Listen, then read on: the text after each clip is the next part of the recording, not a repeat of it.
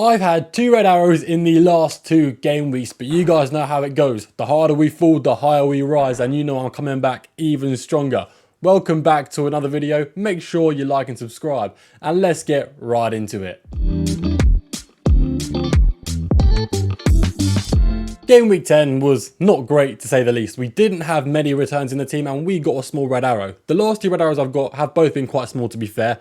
I'm still, around the top 50k, so I'm still doing pretty well, but I was around 30k, so it's not great, but I'm still happy because it's a pretty good rank overall. Although what does bring me down is the fact I sold Ndai and brought in Saar. Ndai got a return, I think he got 9 points, and Saar only got 3. With that being said, and it turning out to be the wrong move, I still think it was the right decision. Like, I believe Saar was going to be more likely to get a return, and I think he was, but he didn't. And Ndai's goal was a wonder goal, 1 in 1,000. So it's that thing that sort of happens now and then. You sell a player and he gets a return. It's not that bad. I lost out on 6 points, but I'm more set up for the long term with Saar because Crystal Palace fixture run is so good, and Saar will hopefully outscore Ndai in the next 5 games. Well, at least that's what I'm hoping. Only owning 1 Arsenal defender has hurt me again. It's not going too well. I own Gabriel more than most, so I've benefited there. But now everyone owns Gabriel and most people own Raya, Timber, Saliba, etc., Calafiori.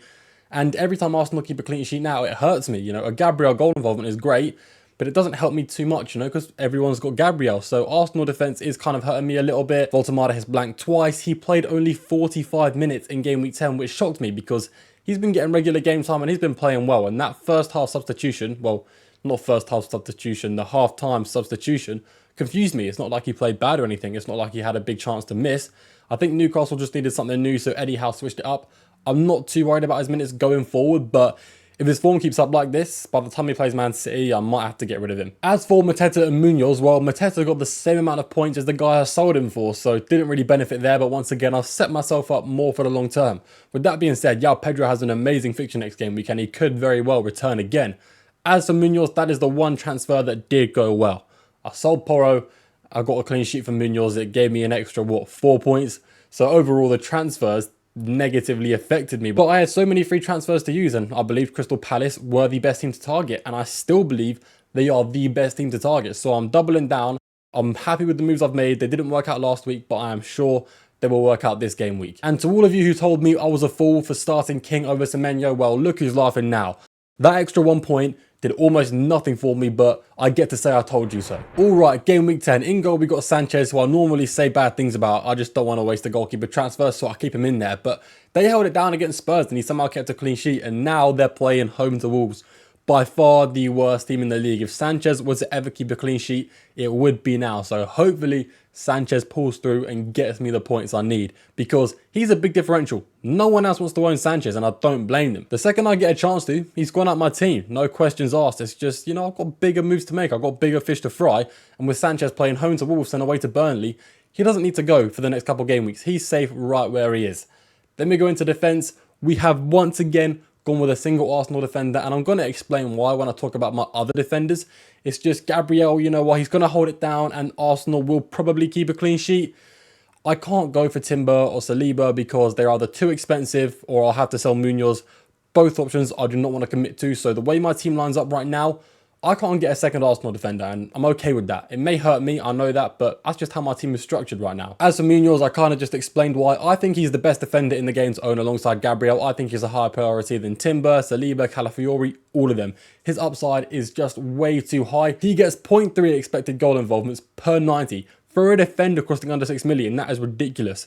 That underlying data is similar to midfielders who cost under 6 million. So if a guy's getting it as a defender with chances for, def cons and clean sheets, there's no way I can ignore him, especially with that good fixture run coming up. We finish off the back 3 with Senesi. Now, playing away to Aston Villa isn't great. A double Arsenal defence would be really nice here. But if you guys have seen me talking about the fixture runs this game week in the last video, 1 or 2 videos ago, you will see the Bournemouth fixture run gets really good really soon, and Senesi is going to be one of the most sought after players. I'm telling you right now, the DEFCON potential, the clean sheet potential as well, with Bournemouth being second for expected clean sheets this season, is an absolute no-brainer to keep Senesi in my team, especially because even Aston Villa, they're not that strong going forward. All of us owned Rodgers, all of us owned Watkins. Well, I didn't own Rodgers, and some of you probably didn't own either of them, but a lot of us owned at least one Aston Villa attacker at the beginning of the season, and my God, they do not look strong going forward. Like, yeah, fair enough, defensively they're good, But going forward, they're not. So Bournemouth get a 0-0 or a 1-0 win because both teams are quite defensive. Senesi could get bonus points as well as defcons. So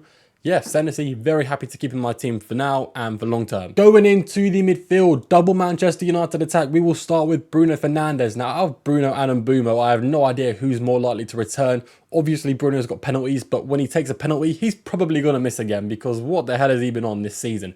As for Mbeumo, I think he's better end product wise. He's not going to get you defcons. He's not going to be on penalties. But overall, going forward, he is better. He's even more reliable for minutes, which I did not expect. So I'm used to Bruno Fernandes being the most reliable for minutes in that Man United attack.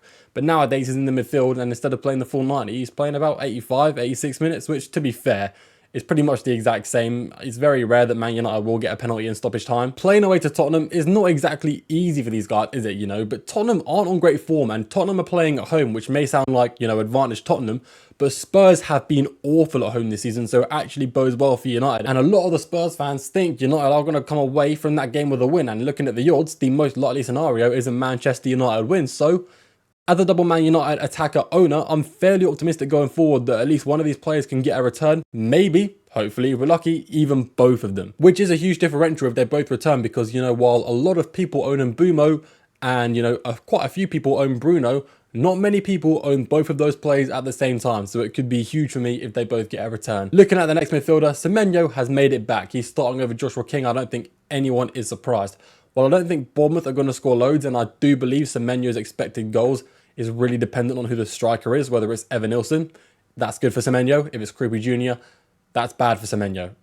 Either way, I'm still not going without Semenyo because the fixture's all right, and his ownership is so high, it's just a pointless risk to go without him because my bench options are not good at all. But I don't think Semenyo is as good as he once was, like he was in Game Week 1. I owned him over Morgan Rogers in Game Week 1. I got his 15-pointer against Liverpool. Sorry to flex. I think his underlying data was really good, and it proved to be at the beginning of the season, but ever since Evan Nilsson got injured, it's been the complete opposite. So you really need to pay attention who's playing up front for Bournemouth because that does affect Semenyo a lot. As of right now, no one knows who's going to be getting regular minutes because Evan Nilsson was the starter, but he wasn't playing well. As soon as he got injured, Kruppi Jr. started playing, and he's been bagging goals non-stop. So it's hard to say what's going to happen going forward. Just keep an eye out for that one. Then we have Sarr, who disappointed a little last game week, only 3 points. But hopefully Sarr can bag me a goal. He usually picks up a lot of expected goals for Crystal Palace. It's not been the case recently, but I would not be surprised if he starts picking that up very soon, picking up big chances at the back post, 0.8 expected goal, big chances. He normally gets those. He's not someone who gets a high volume of chances or a high number of shots, but the chances he gets are insanely high quality and very hard to miss. And I don't know if you guys know this, but Brighton have not been good at defending inside their box recently at all. So this is prime time for Sarr to find himself in some space at that back post. Going into the forwards, Haaland is still the best captain for this game week, and it's not even close. Liverpool defensively are not that great this season. Sure, they're not on the level of Burnley. They're not that bad, but they're fairly mid-table. Their expected clean sheets are beaten by Man City, Sunderland, Bournemouth, Newcastle. So, yeah, why would you not captain Haaland just because his opponent won the league last season? Guys, you can't live in the past. Haaland is easily the best captain to go for. Please do not be fooled in that sense just because on paper it's a tough fixture. Which, don't get me wrong, it is. Man City may not easily sweep Liverpool, but, they sure as hell aren't going to struggle to score a couple goals. And Haaland, as we all know, is always at the centre of it all. And I know some of you watching, you're going to be Liverpool fans and you're not going to want to captain Haaland against your favourite club. Well, it sucks for me when I have to captain Haaland against Man United, but I still do it because it's the right move. So make sure you're making smart decisions here. Voltemade has been in my team for 2 game weeks. This game week 11 is his 3rd week in my team. And Newcastle were great before I brought Dan Burn and Voltemade in. As I brought them in these last 2 game weeks, Newcastle have fallen off. Home to Fulham and away to West Ham are 2 very easy fixtures, and they fumbled them both. They made the fixtures look insanely difficult when they're in reality really easy. So Voltemade may be on his last chance here. If he blanks away to Brentford, I may sell him because, there's good fixture runs from Bournemouth, Aston Villa and Liverpool. There's going to be better options than Voltemade when he plays home to Man City. So he's really got to fight for his spot here. I mean, realistically, I know he doesn't care about being in my FPL team. I'm irrelevant. But if he wants to stay in this team, he's going to have to score. Then we have Mr. Expected Goals, Jean-Philippe Mateta. Now, while Haaland is first for expected goals in the Premier League, I do not count that because Haaland is just a robot. Behind him, Mateta is the highest person for expected goals in the Premier League, and he's quite a way above everyone else. He's, I think, still underperforming his expected goals this season, despite scoring a hat-trick. Even in that game, he had 3.85 expected goals and scored 3. He still technically played quite poorly for a striker, even though he scored 3 goals. So while Mateta's not been amazing at finishing this season, we all know how clinical he can be. So it's something to keep faith in. You know, with these easy fixtures, I do believe he's going to come away with a lot of goals.